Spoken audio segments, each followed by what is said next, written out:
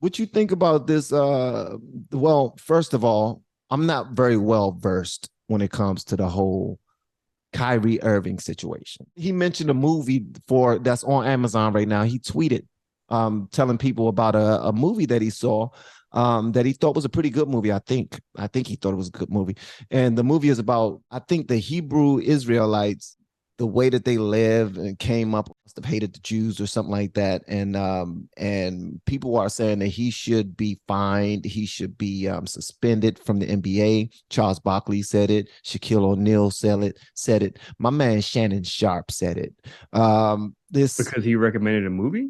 Yeah, because he recommended a movie that's the same as promoting killing Jews and those type of things. Now people are coming to the games wearing t-shirts that says no anti-Semites or no say no to antisemitics or something like that.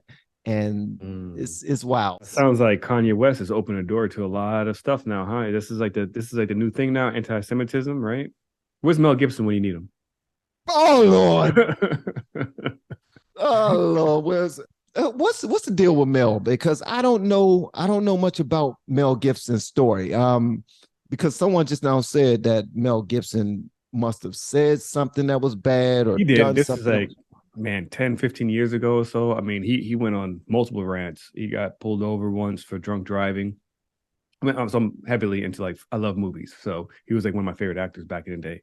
But he got pulled over, he was drunk, and then he started going down this conspiracy theory rabbit hole, talking about how Jews run the world. Basically, he whatever Kanye West is doing now, he stole from Mel Gibson. That's basically what happened.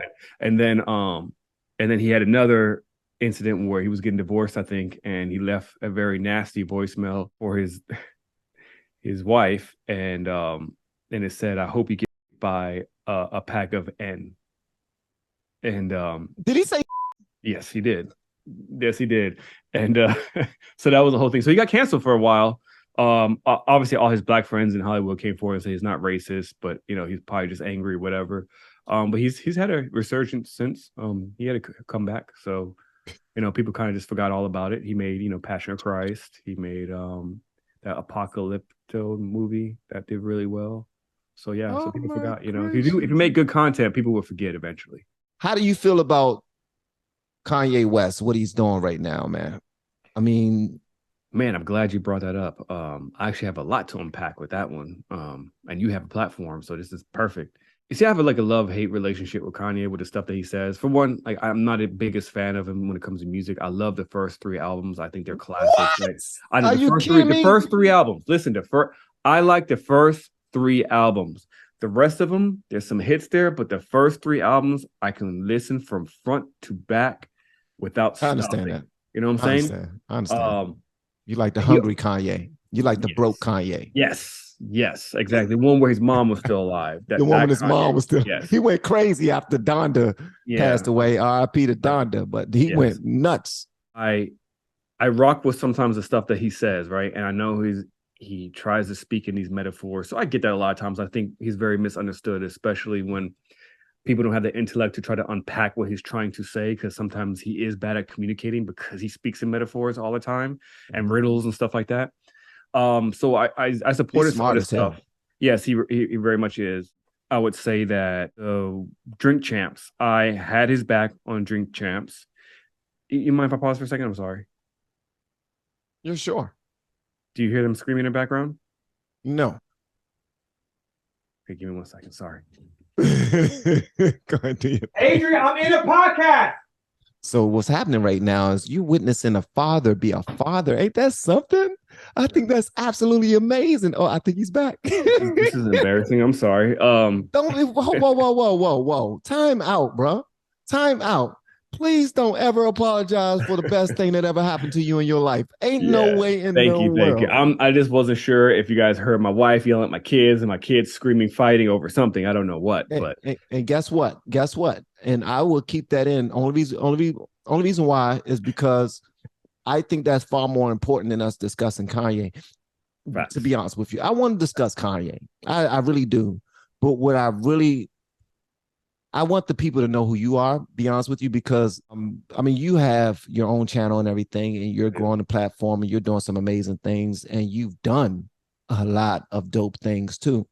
But this right here is necessary, man. And thank you for, showing some respect to the platform and to the channel and everything. I appreciate that. But that right there, you taking time to make sure that your family are on point, that's golden, bro. That's amazing. I absolutely, man, come on now. That's dope. I wasn't sure if it's like, yo, don't ever invite him again. Like, so, but yeah, back to Kanye.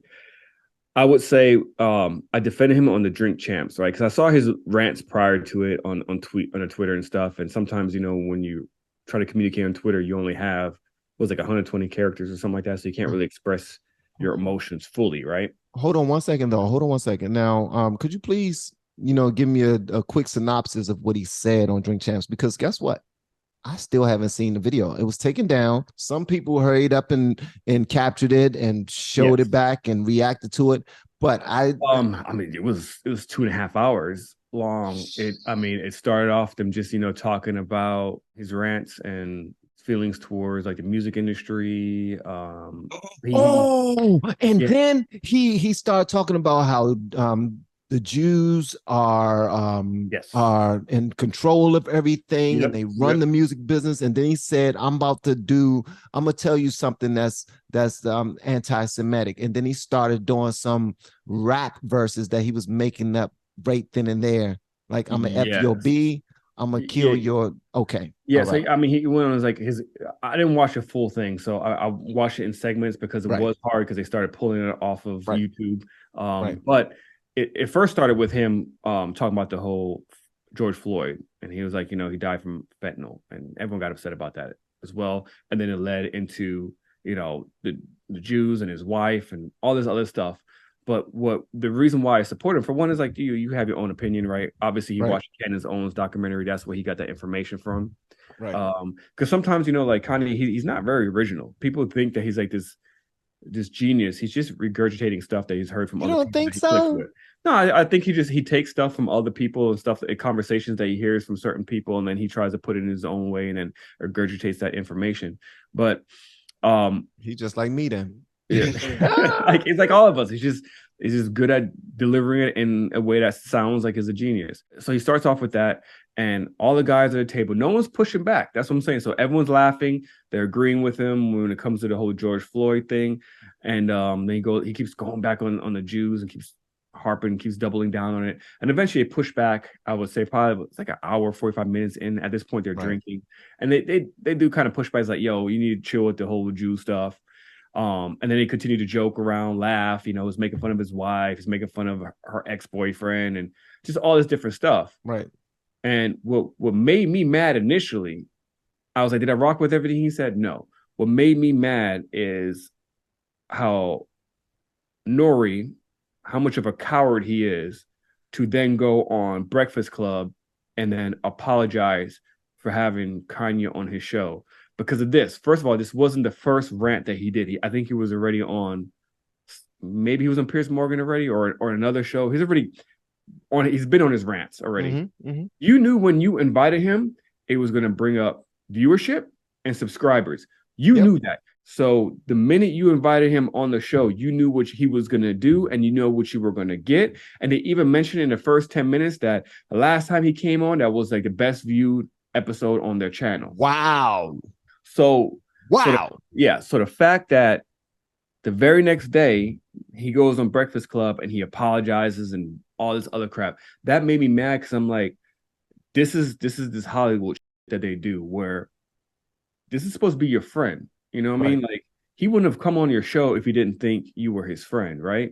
And if you call yourself, like you push back with the Jew thing a little bit at the end, but you didn't push back on the whole George Floyd thing. And that's what a lot of people, like black folks, were upset was the George Floyd thing. And that's what Nori was kind of apologizing for. But I was like, you were a coward that entire 2.5 hours. You sat out there, you laughed, you agreed with him, you guys were joking around. It was no big deal. It was a big deal once you got flack for what he was saying. Then you threw him under the bus to save your own ass. And that was messed up. That was messed up. And you've seen that trend with a lot of his friends where they use him until he goes too far and then they throw him under the And they bus. throw him under the bus. They get rid of Correct. him.